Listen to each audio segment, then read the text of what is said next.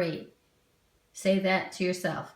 Every time I cite, which means get the evidence from the text, I have to elaborate. I have to put something in my own words. So then I cite it again. I took from the text.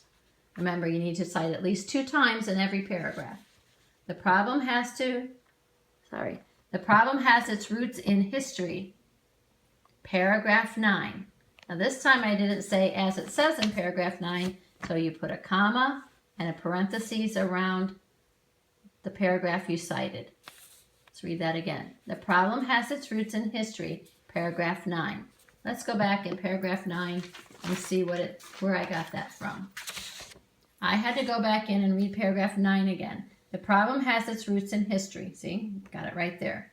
When the Indians were forced onto reservations, this guy said their diets changed. Government supplied goods replaced healthy, natural foods. So what did I say? I said, the problem has its roots in history, paragraph 9. The author goes on to say, when Indians were forced to leave their homes and move onto reservations, the government changed their diets with unnatural foods. So what that's called is paraphrased. It's still citing. I still have to cite it. It's still their words. I just paraphrased it. I put it into my own words. I'm sorry. It is in my own words, but it's still what they said. It's not the same as elaborating, because I can't take credit for that. They said it. I just made it sound more easy to read. I kind of almost summarized it. So I can't take credit for that, but I can take credit for this.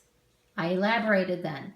This means, so there's my transition. This means they exchanged their healthy foods with unhealthy ones.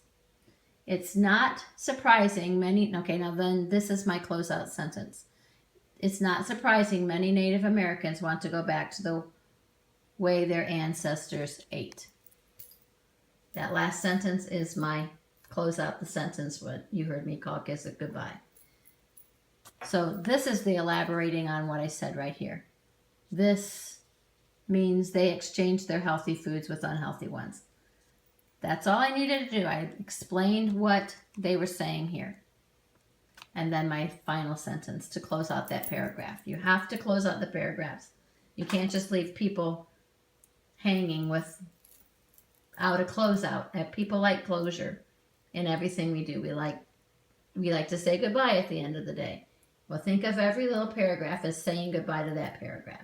Okay, so the next paragraph then is based on the next body part, the next main idea, which was rediscovering old-time foods.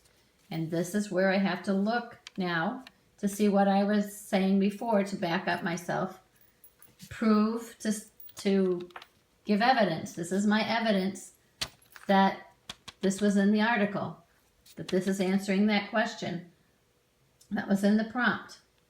All goes back to the prompt. So I'm going to look in paragraph 3, paragraph 13, and paragraph 17 to back that up. And let's see what I did. So I used another transition. Secondly, we know they have found the old foods that will improve their health. Okay, so there's my beginning sentence, my transition sentence. And then I say where. In paragraph 3, it says this is called the decolonized diet. So that's their words. Let's see. Paragraph 3. Some even have a name for the new idea, the decolonized diet. Native Americans' diet changed after colonists arrived. The decolonized diet returns Indians to their traditional foods. So I cited there, then I put it in my own words. What this means is, there's my transition. Before the colonists arrived, the Indians were unhealthy. The colonists and others influenced their diets for the worse. the worst. I think it should say for the worst. Wait, I gotta think about that. The old diet was good for them. The old time diet. So they were forced to change their diet even. Oh, it should say for the worst. I did that right. Sorry. It's correct. The old diet was good for them. Now I'm going to go back. So that's my own words. That's me elaborating on what I said, what a decolonized diet is. The word de means to take away from. Colonize refers to the colonies, the 13 original colonies, and the colonists are the ones that changed the Indians, began to change the Indians into eating the way they ate in the colonies. So they call it the decolonized diet. Now here we go, citing again. Luckily, they have found seeds, paragraph 13, from plants that had almost died out. By growing gardens, they are able to bring back the diet to make the change. These foods kept their ancestors' bodies strong and healthy, paragraph 17. So I took paragraph 13 and paragraph 17, and I read right from there. Seeds from hundreds of years ago are being planted. Such seeds are known as heritage seeds. Often they are the last link to traditional plants that have almost died out. And then such foods have kept Native Americans strong and healthy. She said, I believe our bodies recognize those things. So I paraphrased those sentences, which you don't have to paraphrase. You can take it directly from the text. But paraphrasing makes it easier to read. I could have quoted it word for word. As long as I put the paragraph I get it from, that's fine. Then I elaborated. Here we go with the transition. In other words, by going back to the old foods, these Native Americans will become healthy, just like their ancestors were. Now here's my closeout sentence. Eating smart makes sense. Simple. It doesn't have to be fancy.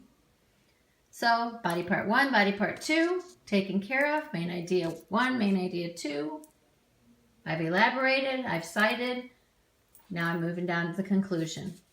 In conclusion, there's my transition. In conclusion, comma, Native Americans are changing the way they eat to improve their health with an old-time diet. That is it. That is our focus statement from the E-Plan. Let's look at the E-Plan. Whoops, that's not the E-Plan. Here we go. Native Americans are changing the way they eat by improving their health with old-time foods. So what did I say? In conclusion, Native Americans are changing the way they eat to improve their health with an old-time diet. Okay, so similar. Now I'm going to close it out. They want to be as healthy as their ancestors were. Kind of elaborating a little bit more. And then my closeout sentence, which you saw me write earlier, sometimes it pays to go back to our roots. And there you have it. The conclusion backs up the intro.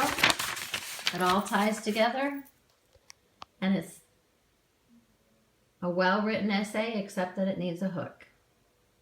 If you have any questions, we'll work on it some more later. But I hope this helps you realize step by step how to write an essay. You can highlight what I did. Go through and highlight what my words were, and underline what was directly from the text,